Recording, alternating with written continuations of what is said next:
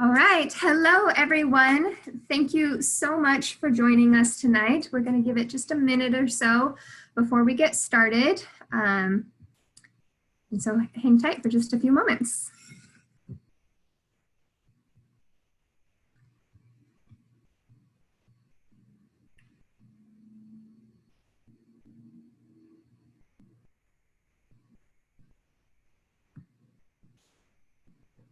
All right, well, my clock says 5 o'clock, so let's go ahead and get into it. Thank you so much for joining us for tonight's program.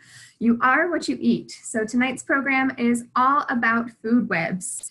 My name is Jessica Height, and I am a wildlife educator with the Nevada Department of Wildlife. We have quite the crew of educators with us tonight, so I'll go ahead and have Jess introduce herself. Hi everyone, I am another Jessica. My name is Jessica Wolf and I am the Urban Wildlife Coordinator for the Western Nevada region for NDOW. So I get to deal with any urban wildlife issues that might come up. And then with us, we also have Delaney from Envirolution. Hi, I'm Delaney Bruce. I'm the Education and Outreach Coordinator AmeriCorps for Envirolution, which is a nonprofit here in Reno that focuses on community outreach, youth leadership, and K-12 education, all on sustainability and energy efficiency. And I'm super glad to be here with both Jessica's and NDOW. Perfect. Thank you both so much for joining us tonight. And thank you everyone who's tuning in. So first we have just a couple of housekeeping items. So for this program, we are going to be using both the chat and the Q&A. So at the bottom of the screen, if you hover over it, you should see both of those boxes. So at any point, if you have any questions during the presentation, both Delaney and Jess will be answering questions, and I will as well throughout the program. So if you have any questions, please put them in the Q&A box. And then we will also be using the chat box. So we will be asking you questions and asking you for input throughout the program. So whenever we're asking you questions, it'll say, tell us in the chat. So go ahead and head over to the chat box and let us know what you think and what your answers are. Additionally, with that chat box, there's going to be a little drop down. And if you want everyone to be able to see your answers, you need to change it so that it says all panelists and attendees. But if you just want us to be able to see your responses, then you can just leave it the way it is. I believe it defaults to just us. Additionally, one more housekeeping item. So this is a family-friendly program, so we do ask that you keep all questions and comments on topic and appropriate for this program. Thanks so much. So with that, let's go ahead and get started. So we're going to have our first little chat box interaction. So what exactly does a food web mean to you? So what does that phrase mean? What sort of things do you think of when you hear food web?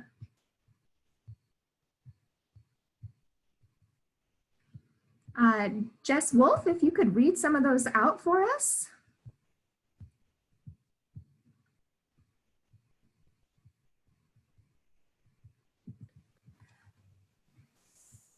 So the food hierarchy is one of them. Love it, yes. That is perfect. The food hierarchy, any sort of animals that might be eating each other. Yep, the next one we have is how one animal eats another. Perfect, yes, exactly. All right, thank you. Those are both excellent answers. The food hierarchy and how one animal eats another. Perfect. So within a food web, this is kind of just a little graphic of a food web, but no doubt you have probably heard the term a food chain. So a food chain goes back to something we learned way back in elementary school that's pretty basic. So for example, grass grows, the rabbit eats the grass, and then a fox eats the rabbit, right? So that is a very simple food chain. But things in the natural world are not always quite so simple and so linear, right? So an animal such as a rabbit is not going to be the only animal that's eating grass. There might also be deer or insects trying to eat that grass as well. And a fox is not going to be the only animal that's interested in eating a rabbit. So a food web is just an explanation that shows how multiple different food chains interact with each other. So within any one area, one ecosystem, A food web just shows how all of those plants, animals, and insects are interacting with one another. So here on our desert biome food web, you can see the rabbit again in the middle, and there's multiple arrows coming off of it. So one shows that it's being eaten by a hawk, another one shows that it's being eaten by a rattlesnake, and then again coming back to the fox that might also be interested in eating a rabbit. So food webs are just multiple food chains and showing how all of these animals, plants and animals, interact with one another in an ecosystem. Within a food web, we tend to organize things into groups. So somebody in the chat said the hierarchy. This is exactly that hierarchy that we're talking about. So we call these trophic levels. And this is a picture of a trophic level pyramid, a very basic one. So all animals within a food web or a food chain, we assign a position in this trophic level pyramid. And these are the 4 different levels, but depending on the pyramid and depending on the food chain that you are a part of, there can be more than 4 levels. It can go up 5 or 6, just depending on how many different animals are involved in that food web. So I'll give you a couple examples. So we'll dive a little deeper into each one of these different levels. So at the very bottom of the pyramid are our producers. So these are typically plants, and they get their name producers because they produce their own food. So they make their own food. So plants, unlike people, don't have to go out and eat anything, right? They just get to sit there, soak up the sun, get water, and that is how they can make their own food. That's how they get their name of producers. And these are going to be plants that can be found all across Nevada. So here are just a couple of examples. So it's going to be all different kinds of grasses, willows, sagebrush, cattail, bitterbrush. Basically any plant that can be found in Nevada that gets eaten by something is going to be a producer. On the second level, we have our primary consumers. So primary just refers to the very first level. And consumers is to animals that eat things. So these animals all have to eat stuff. They're not like plants. They don't make their own food. They have to physically eat stuff. So these are the primary consumers, and they are the second level of the pyramid. And these are animals that are going to be eating those producers. So these are animals that eat plants. We typically refer to them as herbivores. So some examples of Nevada herbivores are rabbits. So those can be cottontail rabbits, jackrabbits, pygmy rabbits, all eat strictly plants. Mule deer, also bighorn sheep or horses, desert tortoise, and geese as well. These are all animals that strictly eat plants, so they are herbivores or those primary consumers. We move up another level, and those are the secondary consumers, so the second level of consumers, and they make up the third level of the pyramid. These are going to be made up of omnivores, so omnivores are animals that eat both plants and meat, and then some carnivores. But important is that these carnivores still have predators. So you could be a carnivore and still have a predator. So an example of those kinds of animals would be pictured in the middle. We have the gopher snake, or maybe a hawk or a fox are examples as well. Omnivores that would be at this level, so they would be eating both the animals below them and maybe the plants as well. Those would be like skunks and raccoons and all different kinds of birds. Robins, for example, eat insects, and then they'll also eat berries and other plant matter as well. So these make up our secondary consumers. Finally, at the tip top of our pyramid are the tertiary consumers. So these are the very top of the food chain, and they are what we commonly refer to as apex predators. So these are strictly carnivores, but these carnivores do not have any other predators. So that's what puts them at the very top of the food chain. Here in Nevada, we have mountain lions that would absolutely be classified as an apex predator. Additionally, golden eagles. And I also put gray wolves on here. So we do occasionally have wolves that come into the state, but we do not have an established population of gray wolves. But they're just another example of what an apex predator is. You'll notice we don't have very many, and that's because at the very top of the food chain, it's a lot of work. It's a lot of work to be at the top of the food chain. You are typically a big animal and you have to eat a lot, and just hunting requires a lot of energy, being able to capture your prey. So to be at the top of the food chain, it requires a lot of work and a lot of energy. So what exactly does that mean? What is energy? Where does energy come from? So that is another question we pose to you. What do you think energy is? What does that mean to you? So go ahead and head over to the chat box and tell us what energy means to you.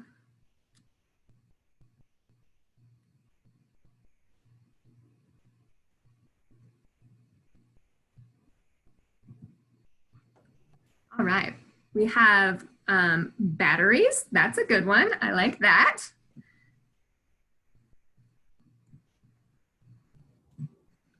Fat from food or force, all excellent examples. Things that are hard to do, yes. So with that, I'm gonna go ahead and pass it off to Delaney to go ahead and explain that a little bit more.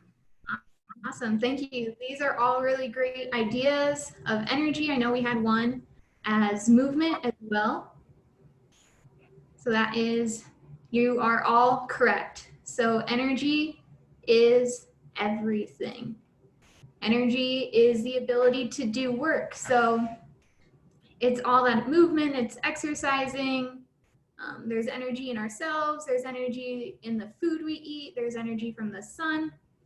So energy is here, it's everywhere. It can't be created nor destroyed. And it can be found in many different forms and many different things. So we can have energy in solar, in wind, in ourselves, in trees, in the food we eat, in grass, and so many other things out here.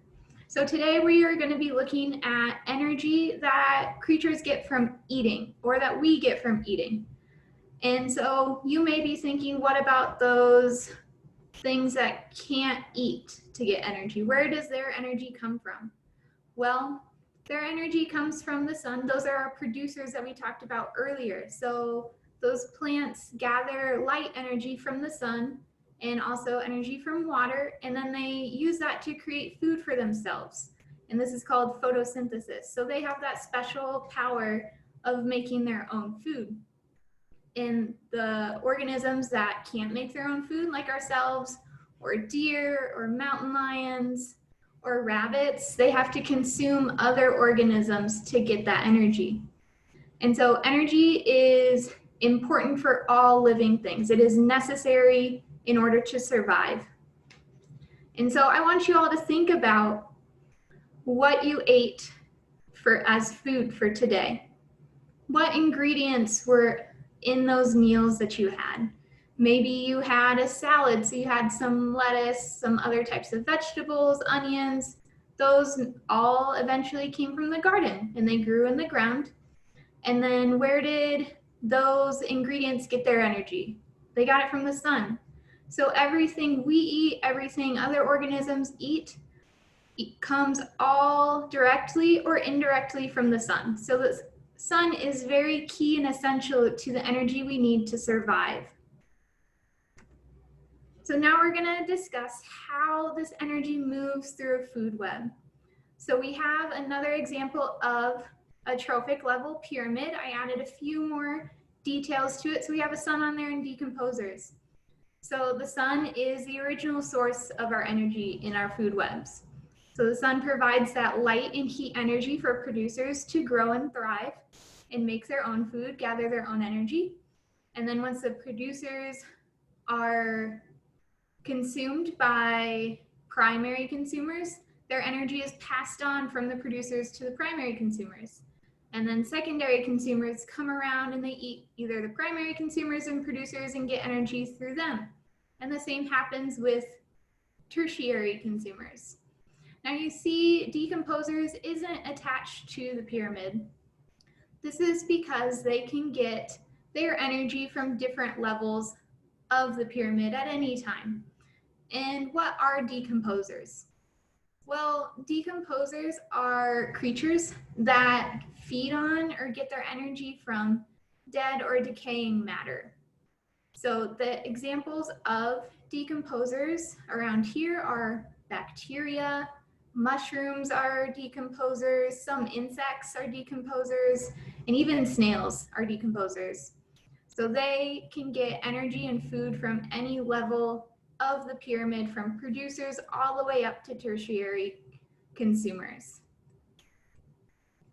And now, what does this mean? So this graph shows a little more detail of how energy moves and how energy is lost as it moves up the pyramid. So we have our light energy at the bottom again, and that light energy provides the energy for our producers, our plants to grow and thrive. And then our primary consumers come around and they consume the producers. Well, not all of the energy they get from the producers stays with those primary consumers. Some of it is lost. And when I say lost, I don't mean it's lost and gone forever. We're never going to find it. When I say lost, I mean it's been transformed into something else. So it's not with that primary consumer organism anymore. So when I say lost, it can be either lost as heat. So staying alive is how energy is lost. We need to move, we provide heat for ourselves to stay warm and to stay alive. So that's how some of that energy is lost. And then also waste and dead matter is how energy is quote unquote lost from consumers and producers. And as this energy is being passed, not all of the energy is being passed from one level to the next. Only about 10% of energy is being passed from each level. So let's say we start with primary producers, and then a primary consumer such as a Canada goose comes around and eats some grass. Well, only 10% of the energy from that grass is being passed on to the Canada goose. So they need to eat a lot of grass in order to get their fill of energy. And that happens on every level. So if something comes around and eats that Canada goose, the consumer above that Canada goose only gets 10% of the energy from that one Canada goose. So hence why they need to eat a lot of different things the higher up you go on our trophic level. And then decomposers, same thing. They only get 10% of the energy from whichever level they start with. So they need to eat a lot of different things. It really is a lot of work to be a wild animal. So now we are going to do another tell us in the chat question. And this is, have you ever observed a food chain in action before? This can either be in your backyard, maybe when you are out hiking somewhere at a nature area.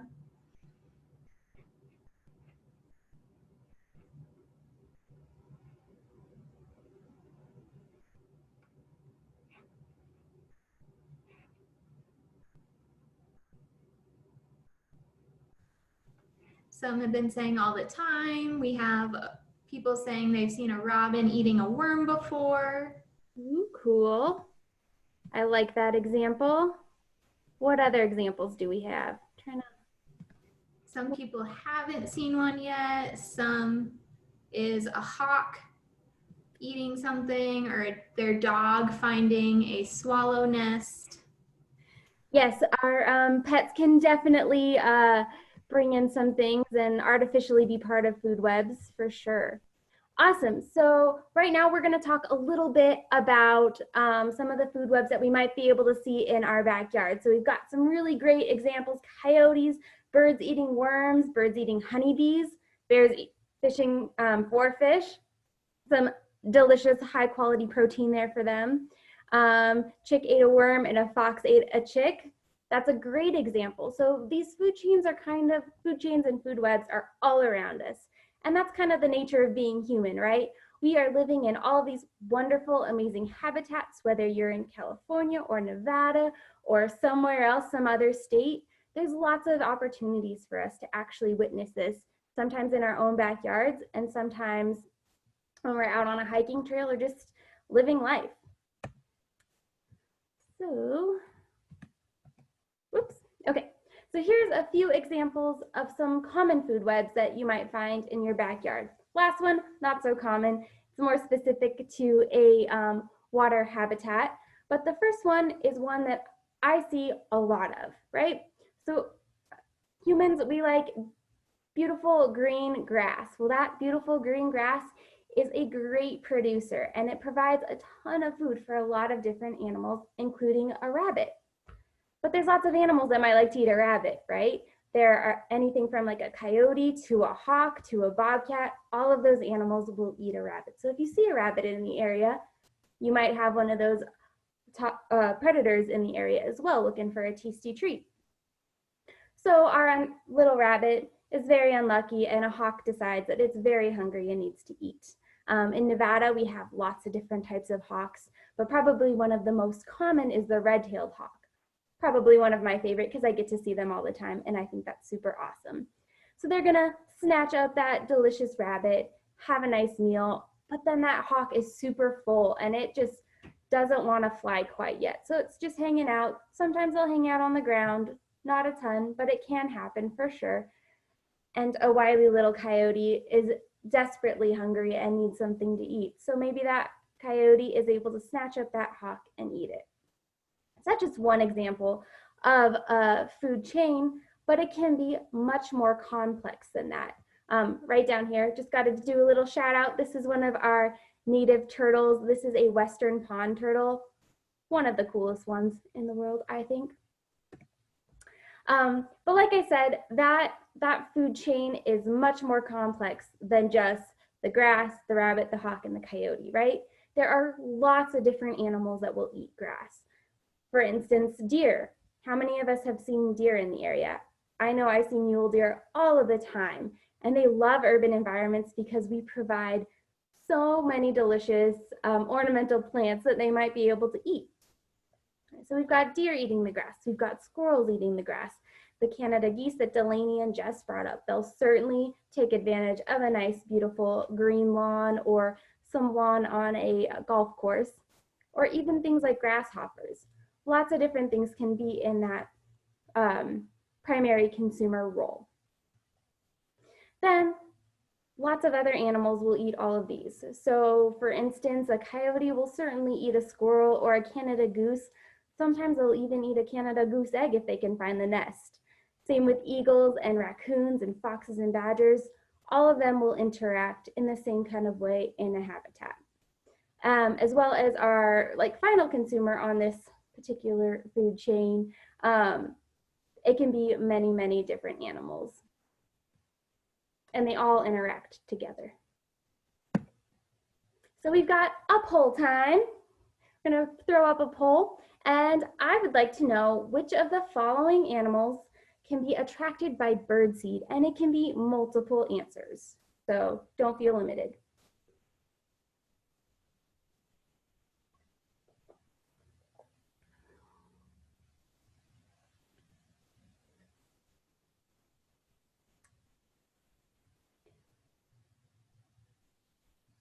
We'll give it like 5 seconds.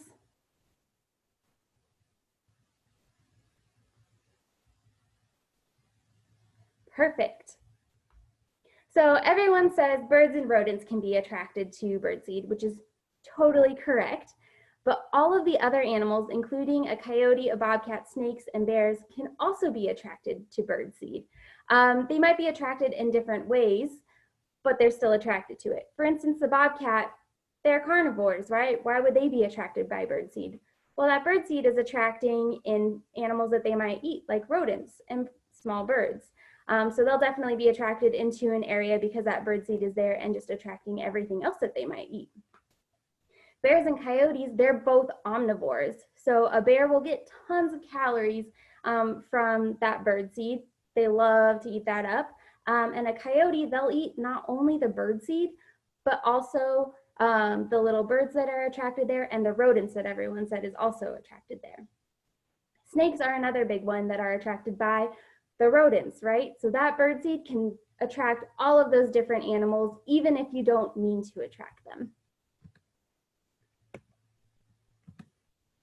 So on that note, humans can affect a food web in different ways. So the one that we just discussed is adding an unnatural food source to that habitat. And that's gonna create changes in the animal's behavior. And we can add different food sources in a lot of different ways. Birdseed is one. We all love to go and look at the birds, at least I do. Totally get it. but that's not necessarily a natural food source for that area, right? And it's attracting in a bunch of different animals. Trash is another big one that people don't think about. Raccoons and skunks and bears and coyotes, all of those animals are omnivores and they'll eat just about anything. And that leftover chicken dinner that you didn't quite finish and there's still a little meat on the bone, that smells amazing. Better yet, that chocolate cake that has all those dense calories and all that sugar, that'll just set a bear off. They're going to smell that and think that that is the best thing in the entire world. Livestock is another big one for things like mountain lions and top predators. If you're just keeping them in a little pen, that might be a nice, easy meal for them instead of having to run and chase after something like a rabbit. They're going to put a lot less work into getting a penned up chicken than they would having to actually hunt. And compost is another one. Down here you can see this is called the drain buffet, we have dubbed it. This was, I responded to a call about a raccoon hanging out in the area and not going away. So we wanted to figure out, why is that raccoon hanging out there? And when we were kind of walking around the neighborhood, we looked down in the drain and people were putting down dog food and cherries and a bunch of unnatural food sources for that raccoon in that sewage drain. So of course the raccoon's gonna wanna hang out there, right? They're not getting annoyed by predators, or like predators aren't trying to go after them. And there's a whole buffet of food that people are providing them. And if that food wasn't there, they would probably move on to go get some more natural food sources for themselves. We also add in non-native predators like cats and dogs. Cats, for instance, when they're allowed to go outside, they've been known to kill about 2 billion songbirds every single year. So they're kind of changing that food web, taking out some of those food sources for other animals, and kind of shifting the kind of natural balance that would naturally be there when cats are not native to areas. Like a domestic cat is not native to America, whereas like a bobcat and a mountain lion would be. People also dump pets and shift the habitat that way. Like I showed you before, there was that adorable little western pond turtle. Well, a lot of the turtles that we see in our waterways are actually red-eared sliders, and those are not native. Those are the types of turtles that you can go and buy at a pet store, and people buy them, have them for a little bit, decide they don't want them anymore, and then sometimes will release them into other areas. So that's going to add different competition for resources in a pond system or a river system, and it can really shift that balance. And we also disrupt habitats by building buildings and just kind of changing the habitat, whether that be putting a big mall in a swath of sagebrush. If you do that, you're taking away habitat from coyotes and birds and rabbits and rodents and all of those animals.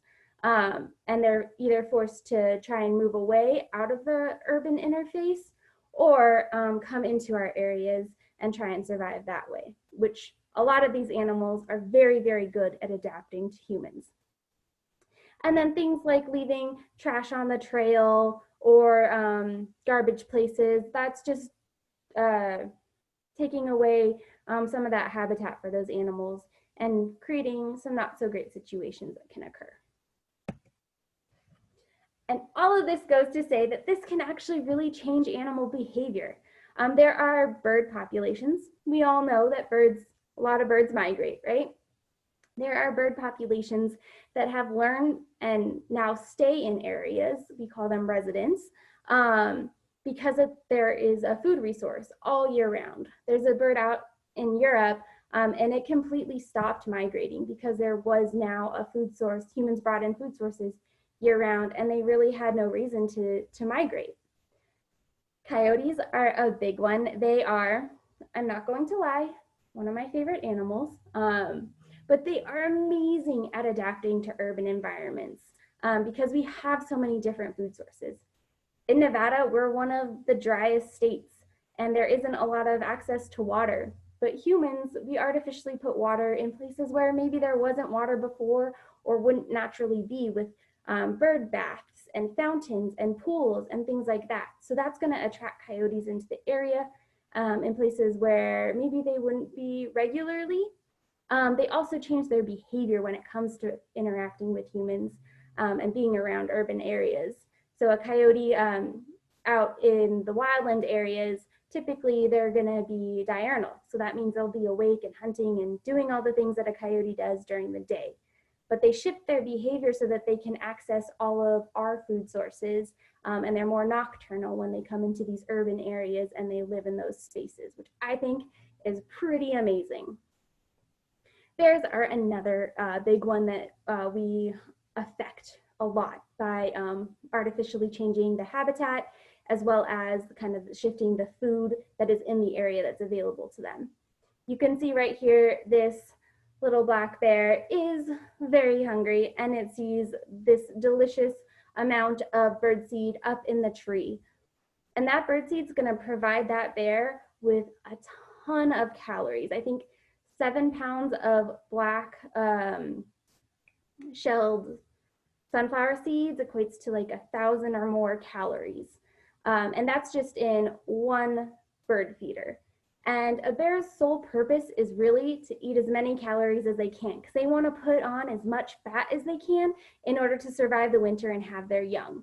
So if they can get a big meal in 5 seconds at a bird feeder, instead of going out and having to forage for like 4 hours to get that same amount of calories, they're going to be enticed to come into human areas, which is something that we really don't want to happen. We want them to stay wild animals and not become nuisances to humans.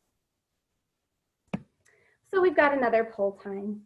Looking at your neighborhood, how much do you think you and your family affect the food webs around you?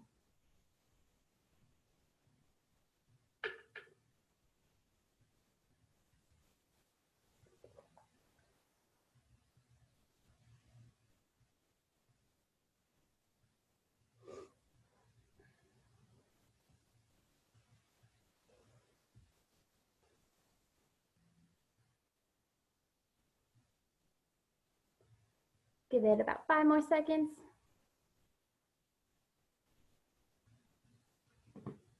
Perfect. I said 5 more seconds and then decided to drink water. All right, so some say, about 25% say not a lot or not at all, 33% say a little, and 42% say a lot. And I encourage you, the individuals who said not a lot or not at all or a little, definitely take a little deeper dive, because you might not notice things that you're doing to affect the food web, but you actually are. Even just living in a home can definitely, just living in an area can affect the food web, because you're taking over habitat from those places. So all is not lost. There are things that we can do as humans to try and help our wildlife stay wild, because ultimately they're wild animals. We want them to stay as wild as possible, and we really want them to stay within those, interacting in those food webs, right? That's the healthiest thing for them and for us. So never intentionally feed wildlife. If wildlife is getting into those unnatural food sources, you want to remove the food or water even, and really discourage them from being in the area and going to those human sources of food. Also encourage your neighbors to remove access to food, to excess food. Again, it can be trash, it can be compost, it can be a chicken coop that an animal got into, or an apiary, it's a big bee hive. It can be so many different things. Animals are very smart and very ingenious, and when they're trying to survive, they're trying to get all of that good food. If you do see an animal that's becoming really comfortable in the area, scare it away. We don't want them to become too comfortable around humans, because that ends up being a nuisance to some. And where you might love to see the wildlife, your neighbor might not. And it can lead to a conflict that way. And we really want them to stay wild and in those wild places. And then if you do want to encourage wildlife into your yard, totally get it, totally understand. Again, big bird watcher, love seeing birds. But just know that by encouraging wildlife to come into your space, you are attracting predators too. So if you do have a bird feeder and you notice a Cooper's hawk hanging out there, those ones are notorious for being backyard predators. Just know and acknowledge that that is nature and that is what happens. And by introducing that unnatural food source that's going to congregate all those birds together, you are going to have predators that come into the area, and that's just a natural thing that's going to happen. So we'll do some questions now, but we have our contact information up here if there's any other questions that you have that we maybe don't get to, or something that you don't want to ask here. And we want to make sure that everyone is embracing the outdoors safely and responsibly. It's getting beautiful outside. It's been beautiful for a while, but just make sure you're doing your social distancing and doing your part and enjoying the outdoors. All right, thank you, Jess, and thank you so much, everyone who has been tuning in. So we did have a question that I saved because I wanted to discuss it. Jess, when you were talking about not releasing pets into the wild, so somebody asked, can I let a native snake loose? Thoughts on that? Sorry? Any thoughts on that? I think it would depend on how you got the snake. I agree. If you were to pick it up and it was in your garage, definitely let it outside. If it's a captive bred snake, don't release it, because it might not have the skills, especially if it's something that you've had for a while and you're feeding it frozen mice or whatever the case may be. It might not have the skills to survive. So if you do have a native snake, number one, make sure that it's legal for you to have it, because there are species that you cannot have. And number two, if you do want to get rid of it, give us a call or email me, and we'll kind of take it from there. Perfect, yes. We also have a question that says, my car is always parked and animals like to live and or rest underneath it. I live in a rural area and have no pets. Is that okay? That's really up to you and your comfortability with that. I typically don't like to encourage that behavior, just because we all have neighbors, and where I might be tolerant of that, they might not be. And I would never want something that I'm doing affect them as well. And maybe they have a negative experience and they decide that they're not going to stand for it. And they might want to trap that animal or something like that. So from an animal perspective, I think it's better to discourage that behavior. Any thoughts on that, Jess? I definitely think it's up to you and your tolerance of that animal, but also be advised that a lot of animals, rodents, marmots, will get inside of the hood of the car and like make a nest, and they can chew up wires and make your car not work anymore, and it'd be thousands of dollars to replace it. So just be advised that that might be a side effect of having them get in there and rest as well. Yes, and I've had that actually happen to my work car. So it's that's fine.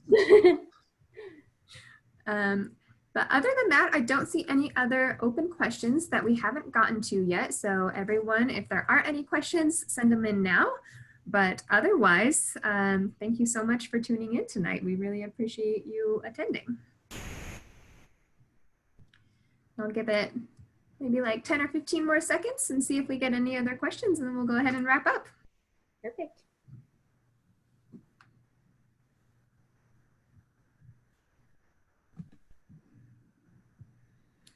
We have, is it okay to put out bird feeders?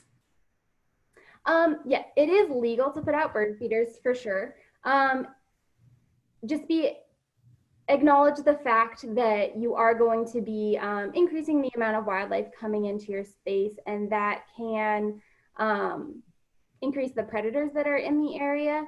If you live in an area where there is bears, I highly discourage it, just because that does tend to lead to bear conflicts, and we really want to make sure that those bears are wild. Birds really don't need excess food resources. They're very good at finding the food that they need in order to survive.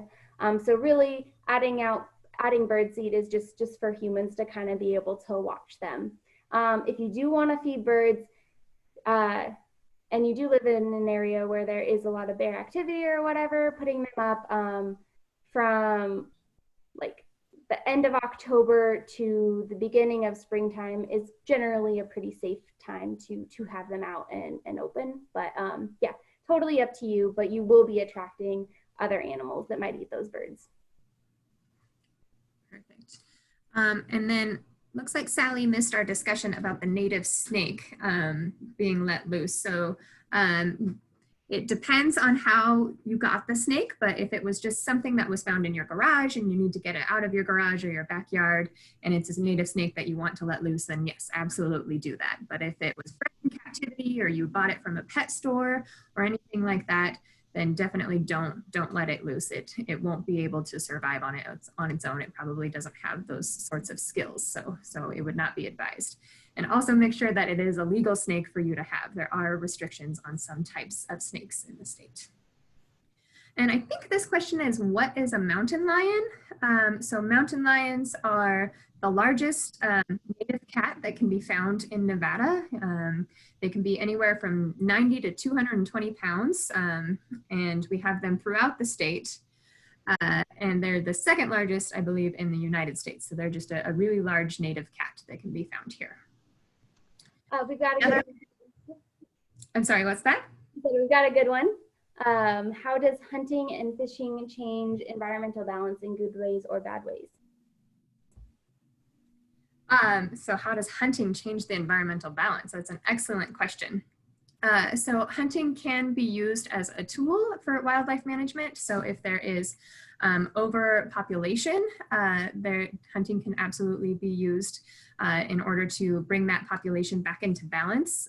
We use hunting if there's been areas with wildfires that a lot of the habitat, so a lot of the plants in that area have been burned, and so things like deer no longer have access to their sources of food, and so they might not be able to all survive throughout the winter because there's not enough food for them. So we can use hunting for that purpose as well. Jess, do you want to add to that?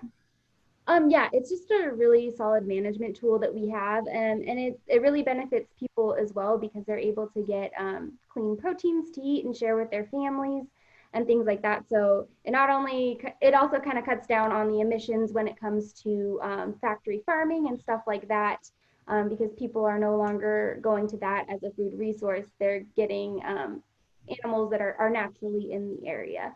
So that's a very positive thing for humans, I think.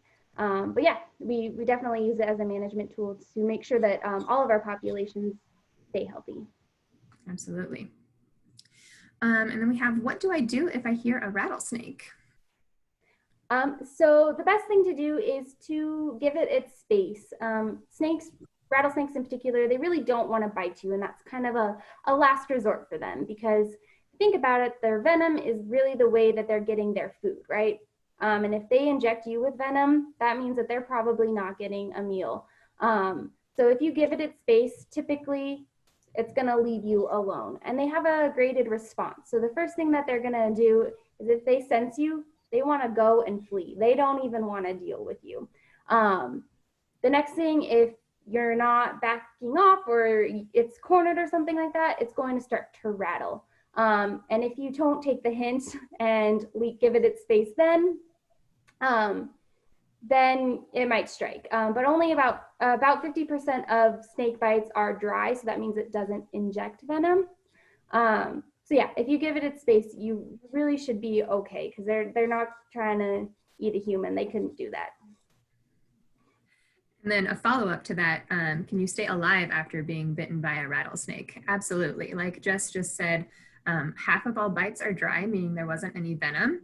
And as long as you go and seek medical attention, we typically give it about a 2-hour window, depending on how much venom you were injected with. There is anti-venom.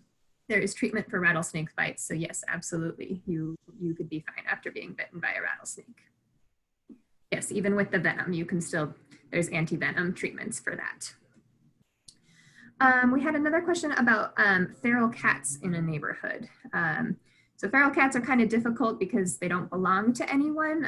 So we can't necessarily ask people to keep them inside. And that's why Lots of organizations like the Humane Society does trap, neuter, return programs so that we can try to keep feral cat populations in check and keep them from getting too large. But yes, they definitely do hunt a lot of songbirds and things in the area. So stray cats can become part of the food web. What do you do if you find abandoned eggs in your chimney? So the best thing to do is to leave them alone. Typically, humans, we might think that babies are abandoned or don't have the parents around, but oftentimes that's not the case. Birds and stuff, they will leave the nest if they sense like a predator coming into the area, and we are a gigantic predator to a bird, right? We're a lot larger than they are. It'd be very scary to have a big human come up and try and check on your eggs. So I would just leave them alone. And if at the end of the season, they're still just in there, you can remove the nest from your chimney. Perfect. Well, thank you so much, everyone, for coming. I think we've gotten to all of the questions, so we're going to go ahead and wrap up. Delaney, thank you so much for joining us. This was awesome. And after the webinar ends, you will be redirected to a survey. So please fill out the survey and let us know what you thought. And keep watching our Facebook page for any other webinars that we have coming up. Thanks so much, everyone. Have a great evening.